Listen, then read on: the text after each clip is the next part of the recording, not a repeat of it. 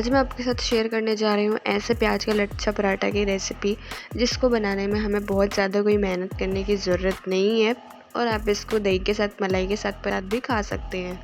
ऊपर से तो ये पराठा काफ़ी क्रिस्पी होगा, लेकिन अंदर से बिल्कुल नरम होगा और खाने में भी बहुत स्वादिष्ट लगेगा। तो चलिए शुरू करते हैं।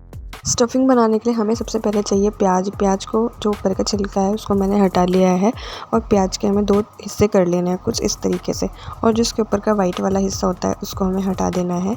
वाइट वाला हिस्सा हटाने से ये होगा, प्याज को जब हम काटते हैं इस तरह से तो प्याज के लच्छे बिल्कुल अच्छे से उतर जाते हैं। तो ये देखिए, प्याज को कुछ इस तरीके से काट लेना है। देख रहे होंगे आप भी कि प्याज के लच्छे बिल्कुल अलग नज़र आ रहे हैं। अब स्टफ़िंग बनाने के लिए मैंने ले लिया एक पैन और उसके अंदर डाल दिया है मैंने 1 बड़े चम्मच सरसों का तेल। आप जो भी रिफाइंड ऑयल या फिर घी इस्तेमाल करते हैं वो आप डाल सकते हैं।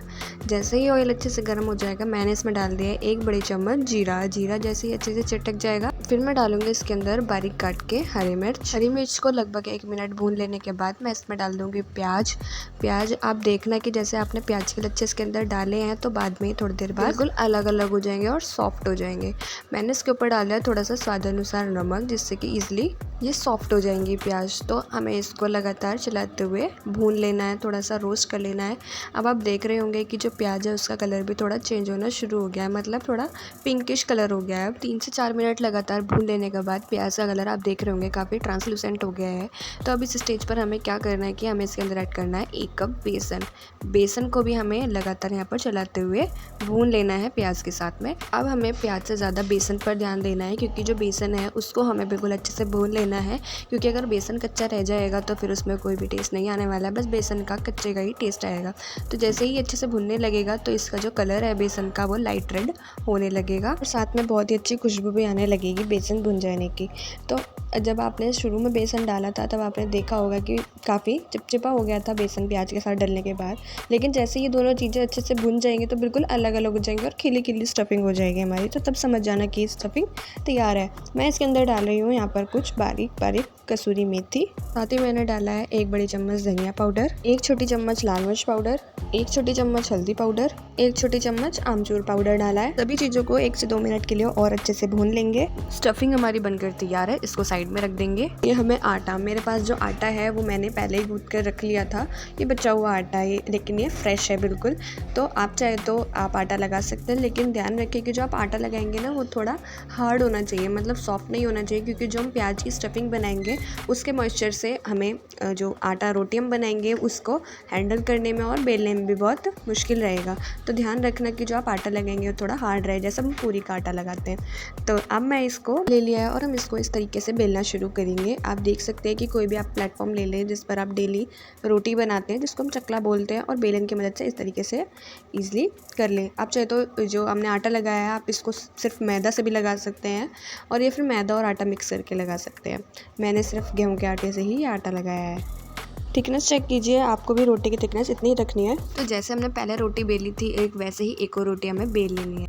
अब जो हमने रोटी बेली है उसके ऊपर जो हमने प्याज की स्टफ़िंग बनाई है उसको रख देंगे, और खूब सारी भरकर स्टफ़िंग रख देना, क्योंकि जब तक स्टफ़िंग ना आए मुंह में खाते टाइम पराठे के साथ तब तक तो पराठे खाने का कोई मज़ा ही नहीं आता। तो मैंने यहाँ पर खूब सारी भर के स्टफ़िंग रख दी है रोटी के ऊपर। अब इसके ऊपर जो हमने दूसरी रोटी बनाकर रखी थी उसको इसके ऊपर से कुछ इस तरीके से कवर कर देंगे। ये देखिए इस तरह से बिल्कुल अच्छे से कवर हो गई है। दूसरी रोटी लगा देने के बाद हाथ से कुछ इस तरीके से प्रेस करते हुए दोनों रोटियों को आपस में अच्छे से चिपका देना, क्योंकि जो बीच में स्टफ़िंग हमने लगाई है वो भी इसकी क्या होता है कि वो निकलेगी नहीं कहीं से भी। लच्छा पराठा बनाने के लिए अब हमें ज़रूरत होगी एक चाकू की। तो एक कोई भी शार्प चाकू आप ले लेना घर में से और इस तरीके से काट लेना। ये देखिए साइज़ भी मतलब हमें बहुत ज़्यादा चौड़ा नहीं रखना है, मतलब कि 1 से 1.5 इंच का बस हमें साइज़ में काटना है इनको। अब अच्छे से काट लेने के बाद मैंने इसके ऊपर थोड़ा सा सूखा आटा डाल लिया है, जिससे कि हम जो इसकी लेयर्स हैं उनको कटने में आसानी रहेगी, चिपकेंगी नहीं आपस में, हम ऐसे हटाएंगे हाथ से तो छूट जाएगी। तो जो हम रोल कर रहे थे वैसे ही करके मैंने देखिए इतनी बड़ी एक लोई बना ली है। अब हमें क्या करना है कि हमें इसको भी बेल लेना है। पहले तो मैंने इस लोई को हाथ से अच्छे से प्रेस कर लिया था, जिससे कि इसकी लेयर अच्छे से दिख जाए हमें बाद में पराठा बनने के बाद। तो सूखा आटा डाल के मैंने इसको दोबारा से बेलना शुरू कर दिया है। ये देखिए यहाँ पर आटा हमारा बिल्कुल अच्छे से सेट है और रोटी भी कहीं से फट नहीं रही है, क्योंकि हमने जो स्टफ़िंग बनाई है उसमें हमने जो प्याज वगैरह डाली है वो काफ़ी हमने अच्छे से रोस्ट कर लिया है उनको, बिल्कुल भी उसमें मॉइस्चर नहीं रहा है। पराठा हमारा बन गया है, अब हमें उसको सेकना है। मैंने पैन रख लिया उसके और फिर इसके ऊपर मैं डालने वाली हूँ वो पराठा जो मैंने बनाया है। एक तरफ से अच्छे से सेक लेने के बाद हम इसको पलट लेंगे और दूसरी साइड भी इसके ऊपर से ऑयल लगा लेंगे कुछ इस तरह से। ऑयल, बटर या रिफाइंड ऑयल आप जिसमें भी बनाते हैं, देसी घी में आप जिसमें भी पराठे सेकते हैं उसमें आप सेक सकते हैं। यहाँ पर पराठे को हमें अलटते पलटते रहना है जिससे कि ये दोनों साइड से बिल्कुल अच्छे से क्रिस्पी हो जाए और इसकी जो लेयर्स हैं वो जब टाइट हो जाएंगी, हार्ड हो जाएंगी तो वो अपने आप ही खुलने लगेंगी। लेकिन अगर जो सॉफ्ट रह जाएंगी वो लेयर्स तो फिर वो ईजिली खुल नहीं पाएंगी और चिपकेंगी। तो इसलिए हमें इसको दोनों साइड से बिल्कुल अच्छे से सेक लेना बिल्कुल बहुत ज़रूरी है। तो पराठा देखिए कितने अच्छे से सेक लिया है मैंने। पराठा देखने में तो बिल्कुल क्रिस्पी लग ही रहा है, लेकिन सच में बहुत ज़्यादा क्रिस्पी है। आप इसको दही के साथ भी सर्व कर सकते हैं। दही के साथ पराठे का टेस्ट बहुत ही अच्छा आता है।